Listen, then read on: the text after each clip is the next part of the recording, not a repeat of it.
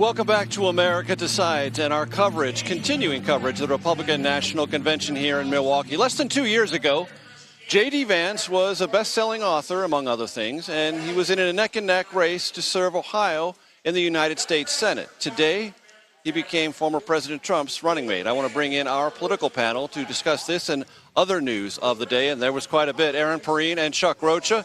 Erin is a Republican strategist who was the communications director for Trump's 2020 campaign. Chuck is a Democratic strategist, senior advisor, not so long ago, 2020, for Bernie Sanders' presidential campaign. Erin, I want to start with you. The impact of J.D. Vance on the ticket. How do you see that? I don't know that it's going to make a huge difference overall for the ticket, but I think it's a smart choice for Donald Trump on a number of fronts. One, I believe that Biden has been hemorrhaging young voters, and J.D. Vance does a good job of trying to be able to bring some of those in for the party.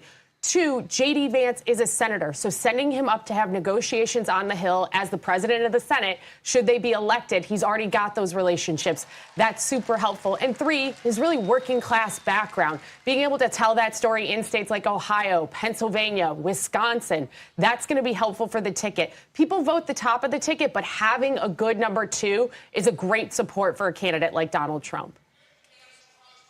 Chuck Rocha, you heard President Biden say today that J.D. Vance is, in his words, a clone of former President Trump. Your reaction? Well, I think that it tells you a lot. For those of us who've been covering politics and me running campaigns, it tells me they're really looking at three states, which is Pennsylvania, Michigan, and Wisconsin. It also tells me they're not banking on their VP pick helping them get more African-American votes, but instead having a real story to tell to white, non-college educated, blue-collar workers in the middle of Pennsylvania, up in the northern neck of Michigan, and all around Wisconsin, because J.D. Vance, 39 years old, does have a good story to tell that would really, really relate with a lot of working-class folks who may or may not have been thinking about voting in this thing. But after what happened on Saturday, and having somebody who looks and acts like them and has this compelling story, and a mamaw and a papaw, just like I used to have, it really does mean something to people. Chuck, the Trump inner circle is very eager to see a vice presidential debate. Venue, time to be determined between Vice President Kamala Harris and J.D. Vance. Size that up for us, if you'd be so kind. I think they're both very articulate. I think it would be a very good debate. And I think it would be the polar opposite of what we saw the other night from both of the candidates. Both of those candidates are in their late 70s or early 80s. You have two younger folks. You have a 39-year-old senator. You have somebody who had been a district attorney back in San Francisco. I think it would be like night and day, and I think it would be really good to see, and I think it would get a higher viewership.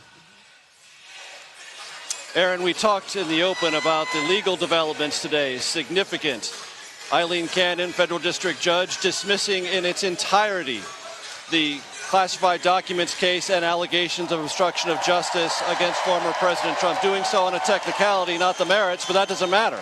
The case, for all intents and purposes, now is gone.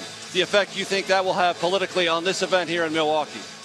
Much like age being a concern for voters, the polling would have already included the indication that voters were aware of all of these cases and trials pending against Donald Trump. So I don't think that this is going to move any metrics for the president in his favor or away. However, for Democrats, I think they were banking a lot on that Donald Trump would spend his campaign in the theater of the courtroom, that he would not be able to go out on the trail, and that he would be tied up in litigation. Because this case has been dismissed, you won't be able to see that, and Donald Trump will be on the campaign trail. With reporting that Joe Biden says that he doesn't want to do events past 8 p.m., it is going to be a hard run to the finish, and Donald Trump's going to have the time to do lots of rallies. Chuck, I want to ask you about this legal development today. Those here in Milwaukee, very gratified by it, consider it kind of a legal vindication for former President Trump. But I know Democrats will look at this and say, wait a minute, here's a Trump-appointed federal district judge who took the cues from a concurring opinion from one Supreme Court Justice, Clarence Thomas, to make a ruling that is not in line with other federal judge interpretations of the special counsel appointment process. How do you think Democrats and maybe those independents or swing voters still up for grabs might digest today's legal news? I think that activists, I think people that are, as we would say in the business, are very well read in, care a lot about it and see the injustice of what happened and see the appointment by a Trump judge and what had happened about what case she had cited. But let's just be honest, and this is the Democrat here. This is the liberal Democrat saying most voters don't know. They don't understand. They don't care. They really can't differentiate one court case from another. They're still reeling from what's happened with an assassination attempt on a presidential candidate on Saturday. Those things they see because they see on the front of everything. I just don't see in the focus groups that I'm doing all across battleground states at the court cases being one of the 1, 2, or 3 top issues. Well, that's motivating Democrats to show up. That's choice. That's the economy. It's other things that are in their purviews. Chuck, I want to get your evaluation of where the Democratic conversation is about President Biden and the future of his campaign. I think you're going to see a lot of that quelled. I mean, again, after what had happened on Saturday, you're not going to see Democrats trying to tear down or trying to replace a nominee. I've been talking to lots of other folks who've run presidential campaigns like I have.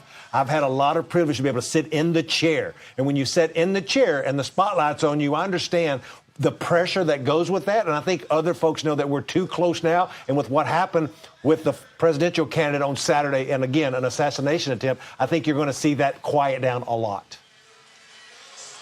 Chuck Rocha and Erin Perrine, thank you very, very much for your time and your expertise.